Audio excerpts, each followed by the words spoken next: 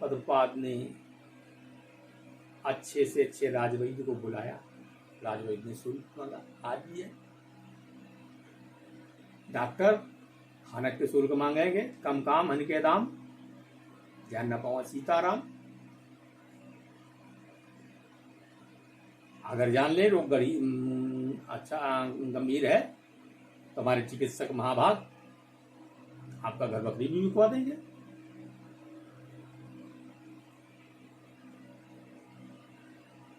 तो उस समय भी चिकित्सक ने शुल्क मांगा, उन्होंने शुल्क दिया। राजवैद्य को लाए चिकित्सा की, पर फायदा नहीं हुआ। आचार्य शंकर ने जब देखा तो उन्होंने कहा, चिकित्सक बंधु तुम अपने राज्य में जाओ, बहुत दिन से हमारी चिकित्सा कर रहे हो, तुम राज्य वैद्य हो, राजा किसी दूसरे को रख लेगा, तुम्हारी जीविका चली जाएगी। उन्होंने कहा, आचार्य ये सत्य है, पर हम आपको इस हालत में छोड़ना नहीं चाहते। उन्होंने कहा, ये रोग तुमने बहुत दिन तक मेरी सेवा की, समर्पित भाव से किया, पर रोग शांत नहीं हो रहा, अब तुम जाओ। इस प्रकार से शंकराचार्य ने वैद्यों को विदा कर दिया। वैद्य विभूति मन से विदा हो गए, न चाहती। एक ब्राह्मण के रूप में वैद्य है, दो वैद्य एक साथ। उन्होंने कहा कि कोई भी चिकित्सा दुनिया में इनको स्वस्थ नहीं कर सकती, इनके ऊपर घोर मारण किया गया है,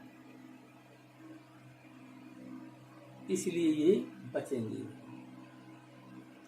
इसका उपाय कीजिए। और ये कहकर ब्राह्मण चले गए। पद्मपाद ने विचार किया कि उपाय करना चाहिए। पद्मपाद ने नरसिंह भगवान का ध्यान किया, नरसिंह मंत्र का जप किया और सो गए। रात में उन्होंने देखा स्वप्न में साक्षात नरसिंह भगवान कह रहे हैं, बस पद्मपाद, जो दो ब्राह्मण बीच में वैद्य आए थे, वो वैद्य नहीं, साक्षात अश्विनी कुमार थे, जो स्वर्ग से भेजे गए थे। उन्होंने जो कुछ कहा वो अक्षरशः सत्य कहा है। तुम्हारे गुरु पर मारण का प्रयोग किया गया है, और अविचार में विचार करो, ओम का अनुष्ठान करो। आचार्य पद्मपाद की निद्रा भंग हो गई, तो उन्होंने तुरंत गुरु से आज्ञा मांगा। उन्होंने इनकार किया, नहीं, ये नराधम काम है, ये करोगे तो मेरा रोग उसको लग जाएगा, वो मर जाएगा, ये गलत है। और ये कहकर आचार्य शंकर दूसरी करवट लेते। उन्होंने कहा, हे गुरुदेव, आपका शरीर मारण के कारण समाप्त हो, अभिशार के कारण समाप्त हो, ये हम लोगों के लिए लज्जा का विषय है, और इससे जो आप वेदांत का प्रचार प्रसार करना चाहते हैं उसका नाश हो जाएगी, निकृष्ट और दुष्टों की बनाएगी। इसलिए गुरुदेव धर्म की स्थापना के लिए इसका विरोध करना जरूरी है, करना चाहिए। शंकर महाभाग चुप हो गया, बोले। इधर पद्मपादाचार्य ने विचार का प्रत्याचार किया, और इधर अभिनव गुप्त भी सशक्त हो गया, सतर्क हो गया, और सशक्त रूप से उसने अपनी सुरक्षा करना प्रारंभ किया। पर पद्मपादाचार्य के आगे उसकी एक नहीं चली। ज्यों-ज्यों आचार्य स्वस्थ हुए, क्यों तो उसके रोग के लक्षण प्रकट हुए कि भगंदर हो गया और वो भाग गया। अंत में गुरुदेव स्वस्थ हो गए, वो मर गया। इस प्रकार से गुरुदेव स्वस्थ होकर के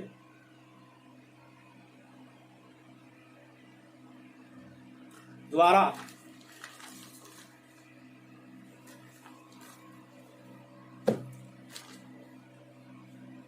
धर्म कर्म के लिए प्रवृत्त हो गए।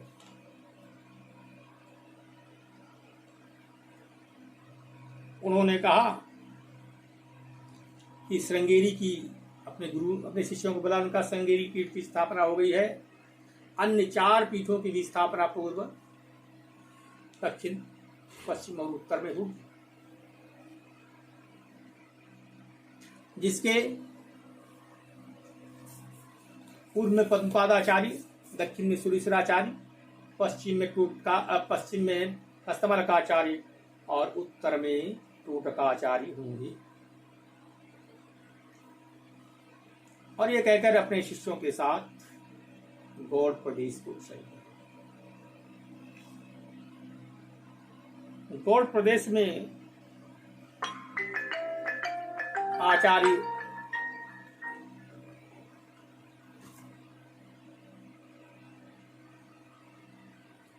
गौड़ प्रदेश में भी उनको 2 विद्वान मिले।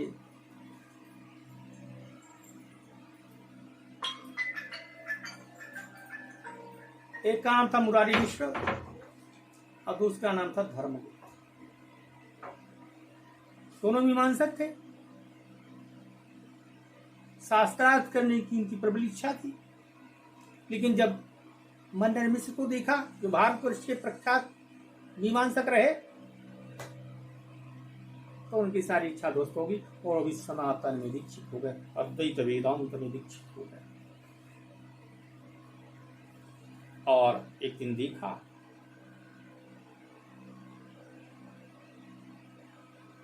गौड़ प्रदेश में गौड़पादाचार्य जो उनके दादा गुरु थे, एक हाथ में कमंडल, एक हाथ में माला लिए हुए आ रहे। उन्होंने गुरु को प्रणाम किया, पादोदक लिया,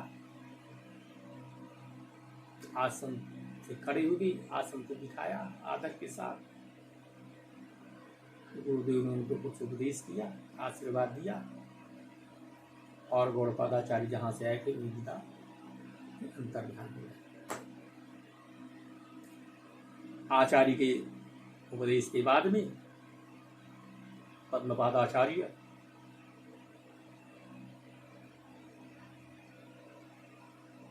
आदि शिष्यों के साथ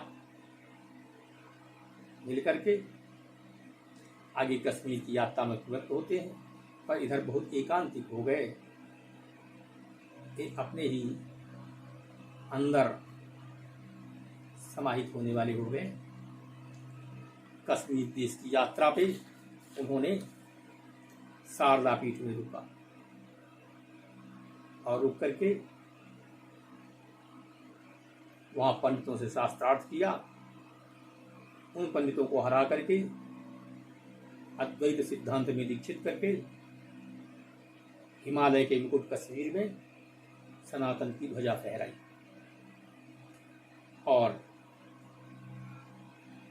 ये जो है शारदा पीठ से 100 किलोमीटर दूर श्रीनगर, उड़का और कृष्णगंगा के निकट एक सर्वज्ञ पीठ, उस पर वही बैठता है जो सारे भारत का विद्वान उसके नतमस्तक हो, जैसे सभी सिद्धाओं का ज्ञान हो और सब आचार्य उससे पराजित हो चुके। वहां पर सर्वज्ञ पीठ में कोई प्रवेश भी नहीं कर सकता। वहां बौद्ध, जैन, कापालिक, तांत्रिक, मीमांसक, न्यायिक, वैशेषिक, वेदांतिक सभी को हरा दिया। अब हराना ही पर्याप्त नहीं है, हराए भी और भगवती शारदा की कृपा भी प्राप्त करे। हरा करके जब सर्वज्ञ पीठ की ओर बढ़ने लगे तो देवी भारती ने आपत्ति की, तुमने काम कला सीखे, मर्यादा का उल्लंघन किया। उन्होंने कहा, माता अगर कोई चांडाल ब्राह्मण की शरीर में प्रविष्ट होकर के जन्म लेता है तो क्या वो चंडाल ही रहेगा या ब्राह्मण रहेगा?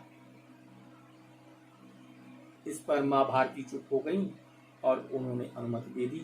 इस प्रकार से सर्वज्ञ पीठ पर विराजमान होकर के भारत के सभी विद्वानों का एक छत्र सिंहासन प्राप्त किया।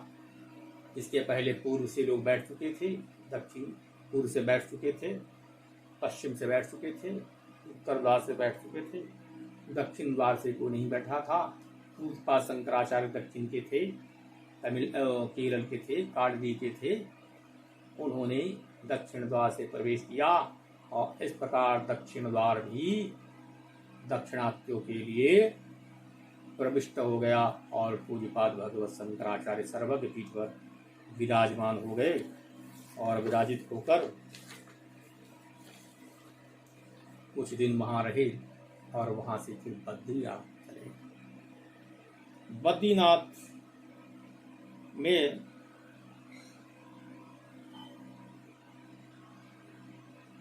कुछ दिन रुके, शिष्यों को उपदेश दिया, व्यवस्थाएं दी, पुनः विभाजन किया।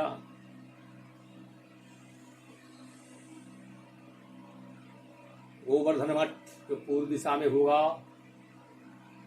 वो ऋग्वेदामनाई होगा, दक्षिण में संगरी पीठ होगी वो यजुर्वेदामनाई होगी, पश्चिम की जो शारदा पीठ होगी वो सामवेदानुयायी होगी, उत्तर में ज्योतिष पीठ होगी या ज्योतिर्पीठ होगी वो अथर्ववेदामनाई होगी। अपने उत्तराधिकारियों को उन्होंने पहले ही नियुक्त कर दिया था, पीठ का निर्देशन कर दिया था। एक पीठ बन गई थी, 3 पीठों का बनना शेष था और उन्होंने हरिमीडे स्तोत्र बद्रिकाश्रम में रचित किया और अपने अंदर एकांत तात्विक रहने लगे।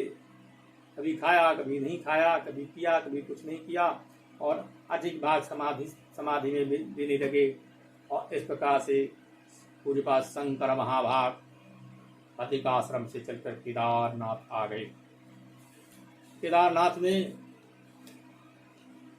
महात्मा बुद्ध की तरह कोई शंका न हो, उन्होंने सोचा जैसे बुद्ध के अनुयायी वेद के विरुद्ध हो गए, जबकि वेद के विषय में भगवान बुद्ध ने जगह जगह प्रशंसा की, जगह जगह व्यवस्था की। मैंने पूर्व में चर्चा की, क्या कोई वेद विरोधी ऐसा व्यक्ति कह सकता है? और इस विषय में जिनको अधिक जानना हो, पंडित धर्मदेव विद्या मार्तंड की पुस्तक बौद्ध और वैदिक पढ़ें और दूसरी पुस्तक है महात्मा गौतम बुद्ध नास्तिक नहीं थे, तो वेदानुयायी थे। इन 2 पुस्तकों का श्रवण करें, उनको पूर्ण उत्तर मिल जाएगा। तो शंकराचार्य ने ये सोचा कि हमारे अनुयायी उच्छृंखल न हो जाएं, ठेठ वेदांती होकर कहीं मीमांसा की अवहेलना न करने लगे, उनका अपमान न करें, सर्व दर्शन में समन्वय बना रहे, गृहस्थ और सन्यासियों में समन्वय बना रहे। इसलिए उन्होंने अपने शिष्यों को केदारनाथ में अंतिम उपदेश किया। उन्होंने कहा बस, उसमें कुछ गृहस्थ शिष्य भी थी और सन्यासी भी थे। सन्यासियों को उन्होंने उद्बोधन दिया कि धर्म की पताका 4 मठों के द्वारा तुम्हें फैलानी है, सनातन धर्म की रक्षा करनी है। गृहस्थ शिष्यों को कहा तुम्हें जो शास्त्र में वर्णित अग्निहोत्र है वो करना है, संध्या करनी है, और जो वेद में वर्णित याग हैं वो उनको करना है, निष्काम भाव से करना है और ईश्वर को समर्पित करके करना है, तुच्छ स्वर्ग की भावना से नहीं करना है। ब्रह्म को अर्पित करके, सब कुछ ब्रह्म को अर्पण करके ही करना है। इस प्रकार से पूरा उपदेश दिया। उपदेश दे करके वो शांत हो गए और इस प्रकार से वो एकदम एकांतिक होने लगे। मिलना जुलना कम कर दिया। उत्पाद भगवत शंकराचार्य केदार धाम में